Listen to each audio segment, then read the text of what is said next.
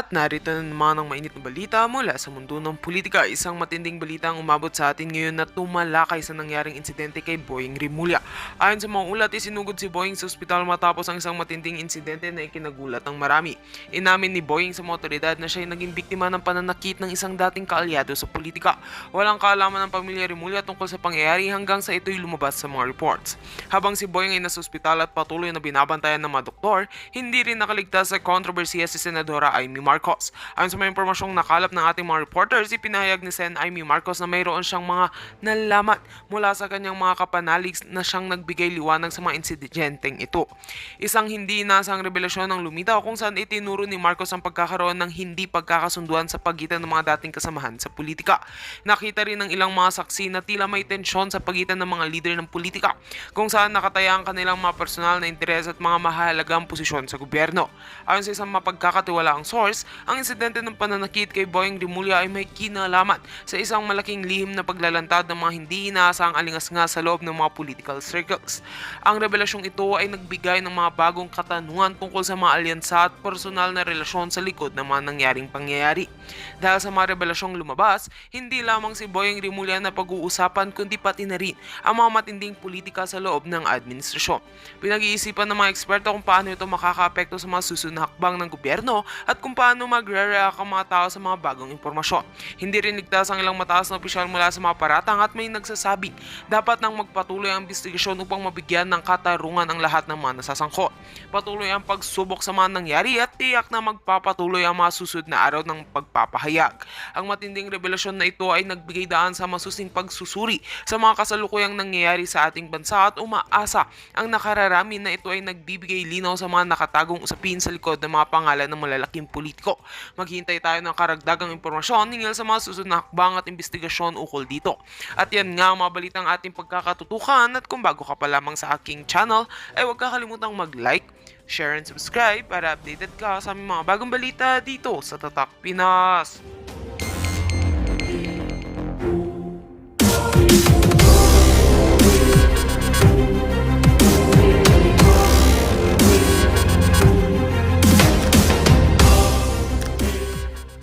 Yung mga yan, shitting pretty, pinapanood nila si Torre habang binabastos itong si dating Pangulong Rodrigo Duterte. Huwag ho kayong magpabudol. Ito, sino pa ba? Ano pa ba meron tayo dito? Tatapusin na ho natin lahat to. Eto! Yan ang haba sinasabi natin. Ito, matindi ho dito mga kababayan. Bring him home! Magkakaroon ho ng malawakang motorcade ng sa Sunday Ride, March 23, 2025. 1 p.m. People Power Monument to Marilake, Rizal. Naku, wala pa ho tayong motor. Kung meron lang tayong motor, sasama tayo dyan.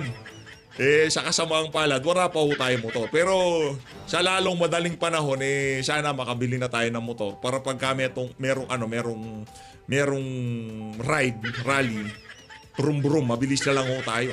Mabilis ho tayong makasibat, ika nga, di ba? Pagka ho kasing nakasasakyan, ang hirap di ba? Pagka traffic, ang hirap. Pero pagka nakamotor na, mabilis na lang ho yan, ha?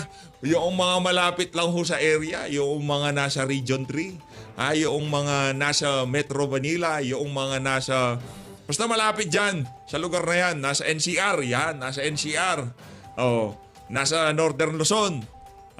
Punta ho kayo diyan sa na yan, right? Pakita ho natin ang ating pwersa dito sa mga traidor na to. Pinagkaluluho nila yung sarili nating kababayan diyan sa mga banyaga na yan. Heto mga kababayan, rekta na ho muna tayo dito kay dito kay Bonjing, dito kay Boying pala, baka magalit sa atin yan, no? Ito kay Bonjing Rimulya. Ito, pakinggan na ho natin to. Ito matindi yung mga litanya dito ni Boying Rimulya. Ito, 1 minute lang ho ito, game. Pero sir, kakayanin ba na ibalik pa si dati? Wala na yun. Tapos na yun. Tapos na yun.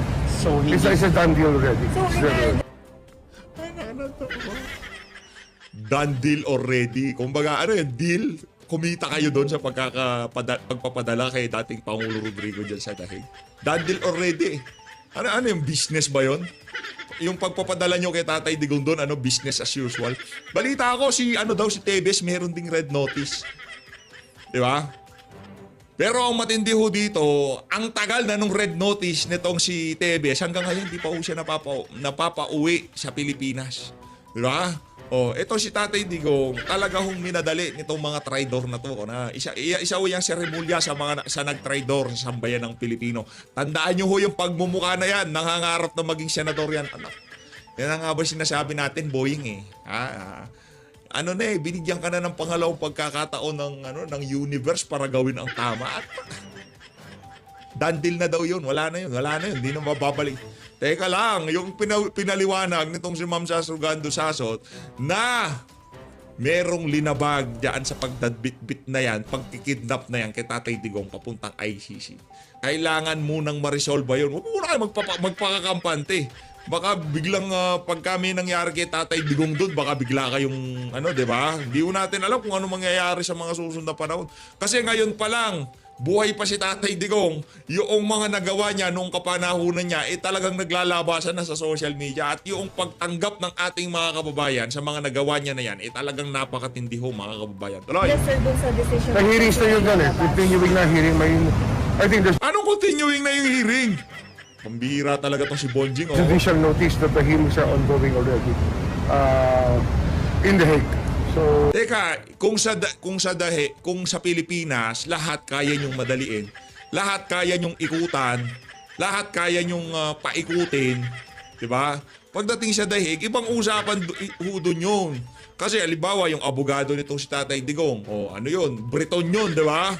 Siyempre, i-raise niya yung pagdadala kay Tatay Digong mula sa Pilipinas papuntang Netherlands. Baka doon pa lang meron ng problema Kaya huwag kayong magpakakampante na hindi makakauwi dito si Tatay Digong. Nung napanood natin yung video nitong si Madam Sash, nabuhayan ho tayo ng hope, nabuhayan ho tayo ng pag-asa, na makakauwi dito si Tatay Digong sa lalong madaling panahon. Dapat nga kasi talakayin na yun Hinaano pa ang tawag dito,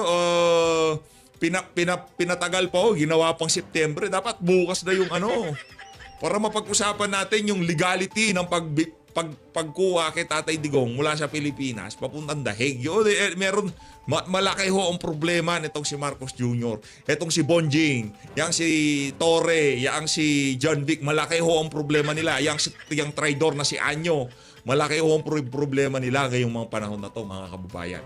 Dahil meron ho silang inskip na vital step diyan sa pag-aresto dito kay dating Pangulong Rodrigo Duterte. Dapat pala pagka-aresto, dalhin doon sa competent judicial ang tawag dito, judicial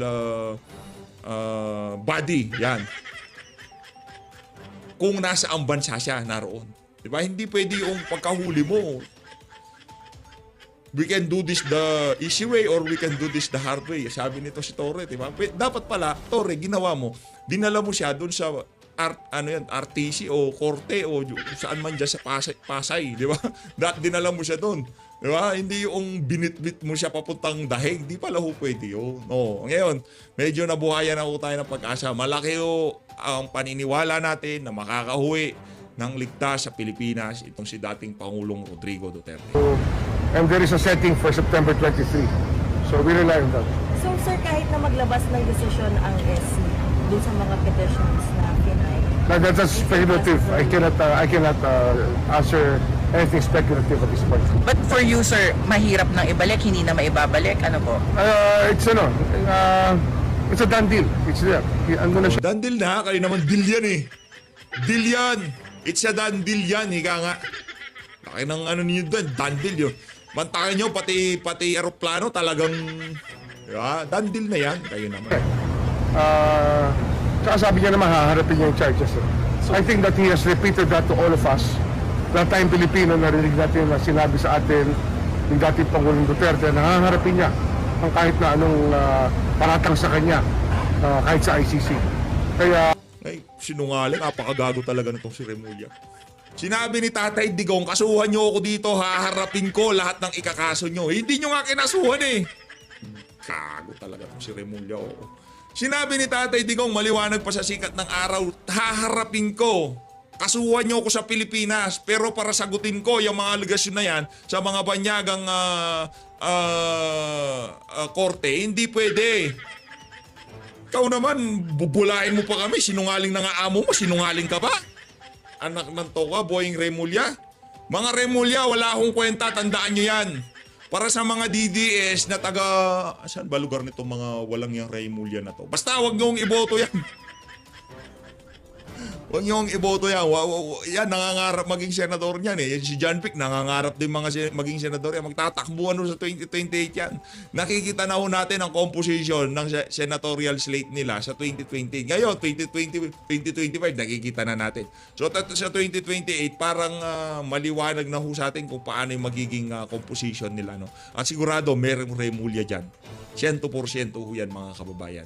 Yung mga sumalbahe kay Tatay Digong, nako, talaga hong pipilitin nilang magkaroon ng pwesto bago bumaba itong si Marcos Jr. Dahil alam nila na may kaalalagyan sila kung pag nagkataon. Sigurado ho yun, mga kababayan. Yun hong atin dito na talagang babantayan ho natin yan. Kaya kung sakaling meron tumakbo dito sa mga walang yan na to na sumalbahe kay Tatay Digong, nako, araw-arawin namin kayo. Isa bagay, ngayon pa lang, uumpisaan na natin yan, boy. Ha? Basta mga Remulla, wag niyong iboto, mga walang kwentang tao yan. Kaya ho nilang ipagkalulo yung sarili nilang kababayan at ibenta sa mga sa mga banyaga. Lilitisin sila sa mga banyagang bansa, 'di ba? Nakakalungkot lang isipin na meron pa ho palang mga ganitong klaseng Pilipino. Akala ko lahat na tayo makabayan na, meron pa. Ay, nga pala, nandiyan pa pala si Trililing, no? Pagdating sa West Philippine Sea, sovereignty, ay nabangga lang yung bangka, yun na, galit, tubig, bombaan, yeah? Galit na galit, tipong gera. Ganon ang gusto nila eh. Ito si Tatay Digong, isang Pilipino, inaakusahan ng kung ano-ano sa ibang bansa. Ang ginawa ko ng administrasyon, ibinigay sa mga banyaga, sa mga puti. Pero sa mga Chino, magitilan lang ng konti yung bangka. Sige, ano na tayo? Kala mo naman kaya natin, anak ng toka. Pambihira. Yung mga aeroplano natin, wala tayong kalaban, nagbabaksakan eh. Pambihira naman. AFP modernization pamor. Yan. Tapos na yan si Boying. Dito tayo kay Senator Robin. Makibalita ho tayo kung ano ng kalagayan ng ating pambansang best friend. Ito si dating Executive Secretary Salvador Medialdea. Ito. Okay na si Boying Remulla dyan. Dito na tayo kay Senator Robin. Okay? Ano lang medyo malakas lang hangin pero hintay lang tayo. ES Executive Secretary Salvador Medialdea. Nandun na po siya. Bumalik na po tayo dito para makibalita kung tayo po ay makakapasok ngayong araw na ito. Bilib din ako sa mga reporter na ito. Tingnan nyo.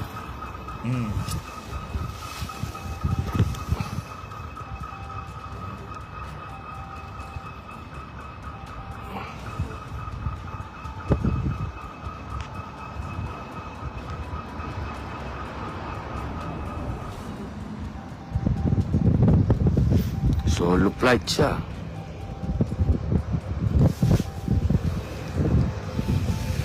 Solo flight. Namin dala ng lahat. Ayos na.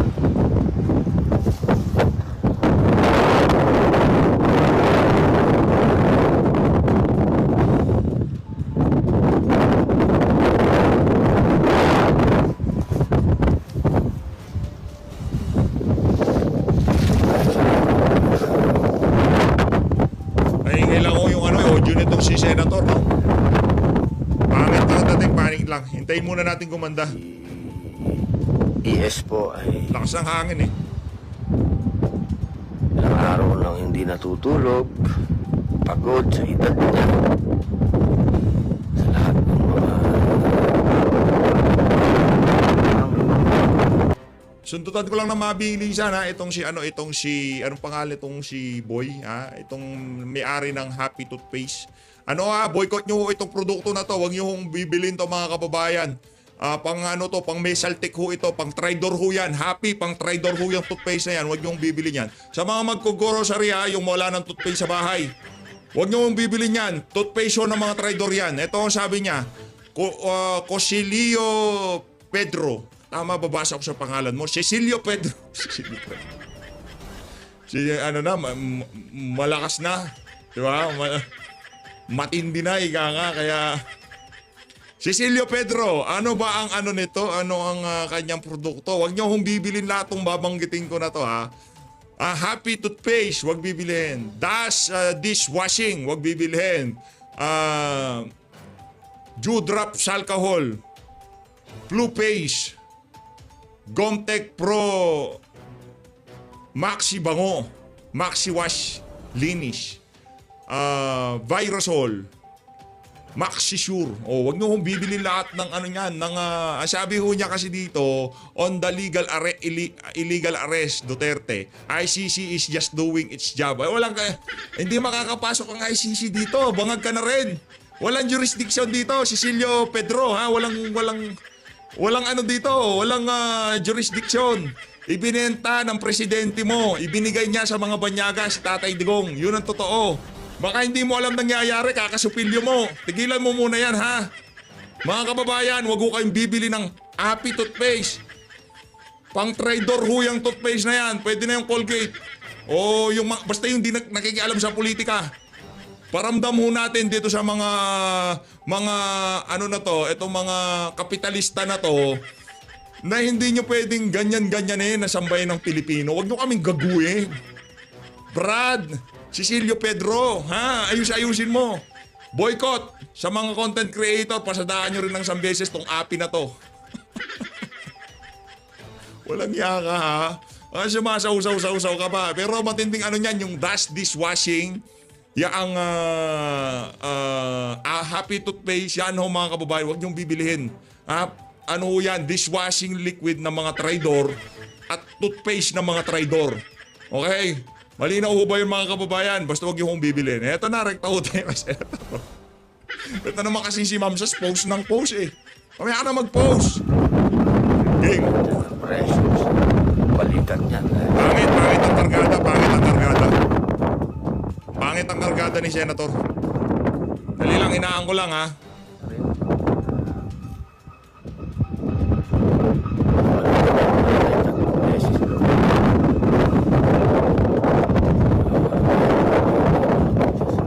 Hindi natin maintindihan yung sinasabi ni Senator. Maano? Mahangin eh. Mabubuting Makikibalita sana tayo dito kay Atty. Miguel Dea.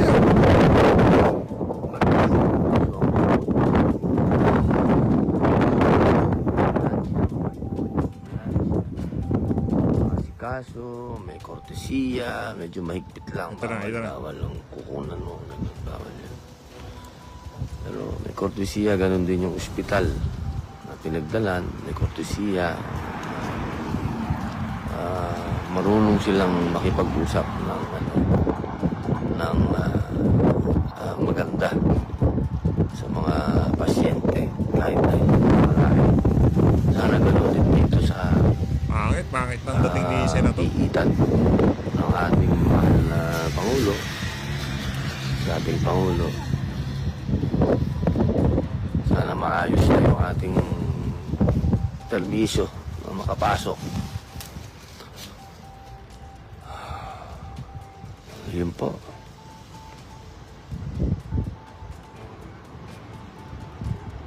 Maraming salamat, Marie Endozo. Pag-ingatan po kayo. Maraming salamat. Sabi ni M.M. Elliot Benguil, ingat po kayo palagi. God bless. Good afternoon, sabi ni Jacqueline. Sin is watching. Assalamualaikum from Saudi Arabia, galing kay Ying Mads. Ayun po ang mga nagaganap po dito. Pagdasal po natin ng mabilis na pag-ayos ng kalusugan. Basta wag ko kayong bibili ng Happy Toothpaste, ha. Lahat ng ano nitong anong pangalan nito? Itong si Cecilio Pedro, wag niyo bibilin yung mga gamit ng Salvador Miguel Dea. Opo. Siyempre po, yan po ang best friend ng ating Toothpaste ng dating traidor. Pangulo. Napakahirap po siguro. Kasi siya po ang nakakakita kay Mayor araw-araw. Siya po ang merong permisong pumasok. Kaya po, lagi po yung nakikibalita sa kanya.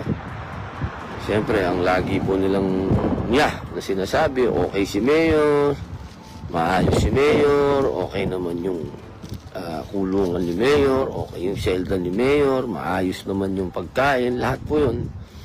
Sinasabi ni ES. Pero iba naman yung sinasabi ng katawan niya.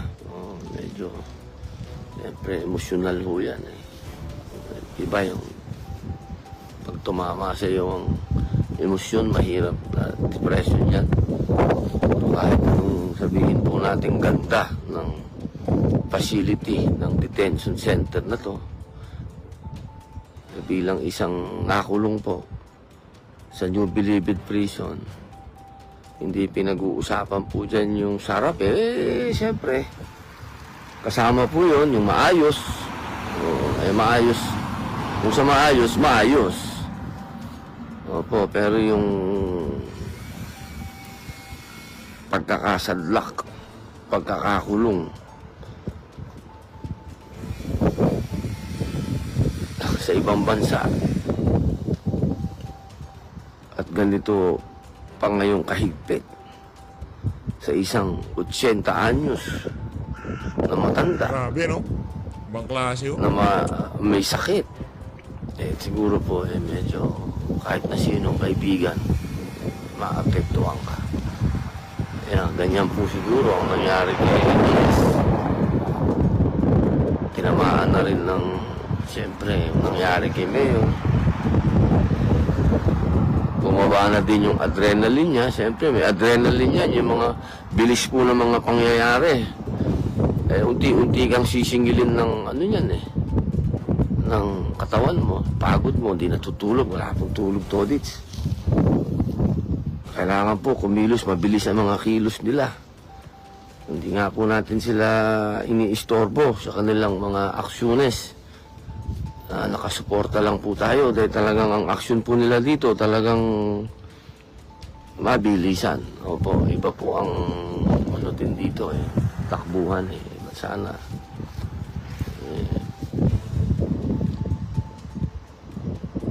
Mabuti na si ES. Umalis naman po ako doon. Siya po yung nagpapahinga. Maayos. Umalit na po yung brother-in-law niya ang nandun. Yun po, nandito pa rin po ako. Inaantay po natin kung mapagbibigyan po tayo ngayong araw na to na makapasok.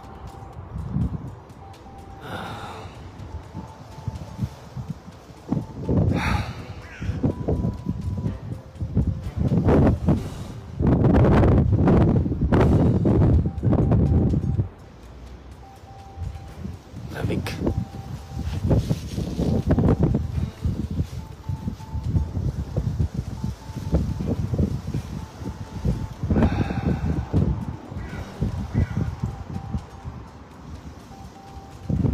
Nanonood yata yung asawa ko. Assalamualaikum.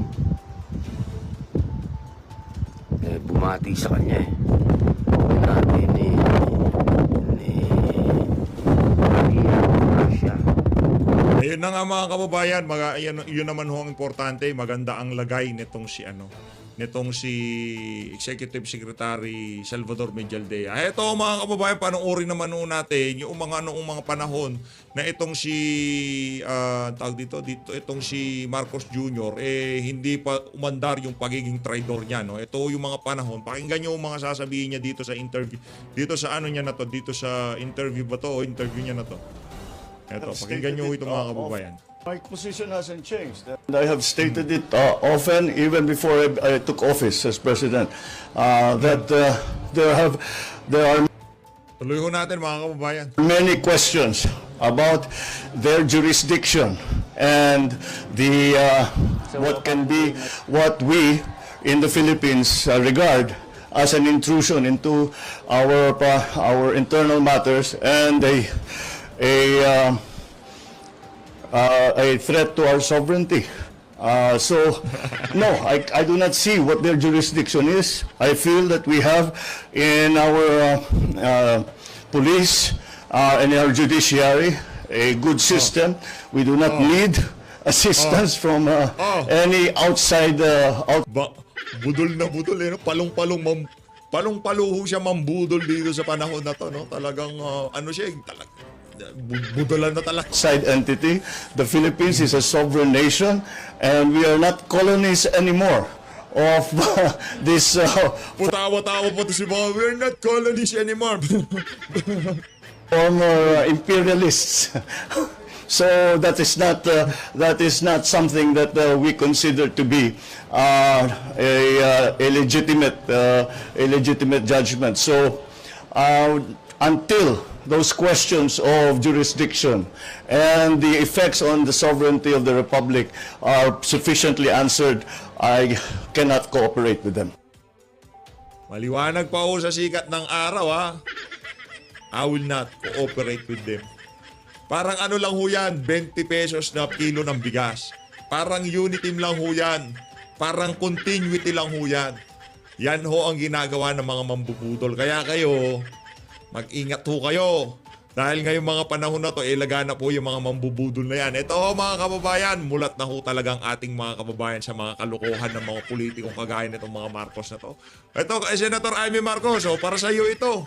Ibibigay ko ang spotlight dito kay Sir DJ, ha? Yan sa pagbanat niya na yan, dito kay Amy Marcos. Pakinggan nun natin ito mga kababayan. Senator Amy, tigilan mo na kami. Huwag Yan. na. Please lang. Tigilan mo na kami. Oh. Basang-basa ka na. Ha? Trapo na kayo. Trapo. Taksil kayo. Taksil. Hindi nyo na kami kailanman mabubudol. Yo. Kasama ang kapatid mo. Nako. Ha? Lahat ng mga kasinungalingan ninyo. Sarap mo sa bunutan. Kagigil ka na, ha? Si Amy Marcos, oo, ano tayo dyan, gigil na gigil tayo dyan sa manggagamit na yan. Eh. Kesyo mag-iimbestigasyon sa sa Senado, iimbestigahan daw yung pagpapadala kay Tatay Digong, yung pag-kidnap sa kanya, di ba? Anak ng toko, kapal ng mukha, gusto pa talagang gatasan. Wala naman kaming pakialam kahit hindi pag-usapan yan eh. Sa Senado, wala. Actually, wala naman tayo. Ano ba magagawa ng investigasyon na yan? Nandun na si Tatay Digong. Ha? Nandun na si Tatay Diggs. Mag-imbestiga ka at hindi, wala kaming pakialam.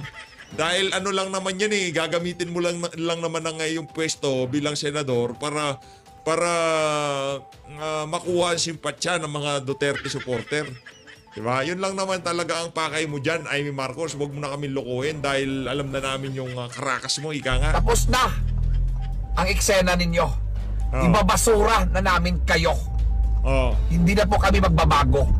Hindi na kami magpapabudol muli sa inyo. Yung galing palakpakan natin yung mga kababayan nating OFW. Yan na, meron pang manual na palakpak yun, sir. Di lang special effects. Na kami. Natuto na kami. Tandaan ninyo. Ayun na nga mga kababayan, dito naman sa bahagi ng video natin na to. Bakit parang dami natin pinag-usapan dito sa video na to, no? Pasadaan natin itong si Happy Toothpaste at mga negosyanteng konektado dito sa matandang huhugin na to. Tandaan nyo ho mga kababayan, ha? Huwag kayong bibili ng Happy Toothpaste. Kung wala talaga, mag-asin na muna. Kahit yung naka-Tetra Pak, huwag niyong bibili niyan. Okay? Lahat to ng binibend, hindi ko natin alam. Teka lang, punta ako dito kay Madam Sasa. Punta tayo dito kay Ma'am Sasrugando Sasot. Teka lang mga kababayan. Para baka kulang pa kasi yung listahan na ibinigay ko kanina eh. Para kumpletos Ricardo's ika nga. Ito yung mga produkto nitong itong matanda na to. Yan itong si, pangalan nito? Itong si Cecilio Pedro, kay Pedro ha. Ito. Happy Toothpaste, dishwashing. Yun na ho pala, yung mga nabanggit natin kanina. Basta wag nyo na lang bibili niyan. Marami naman nung alternative kung wala talaga, asin na muna kung available na toothpaste, Shopee, wag nyo na akong bilhin, syempre, no? Wag nyo na akong bilhin. Iparamdam ho natin dito sa mga negosyante na to na sumasaw dito sa issue ni Tatay Digong na hindi naman nila alam ang pinag-uusapan. Magbenta na lang kayo ng supilyo. Supilyo ba tawag doon? O toothpaste. Wag kayo makialam dito. Gusto makialam, wala namang problema. Kaso, yan ang mangyayari sa inyo. Pag hindi nyo alam ipinwesto sarili nyo, kalaban nyo dito, nakita nyo ba yung nag-rally sa Davao? O baka nakausap ka ni Marcos Jr.? O yung anong tawag?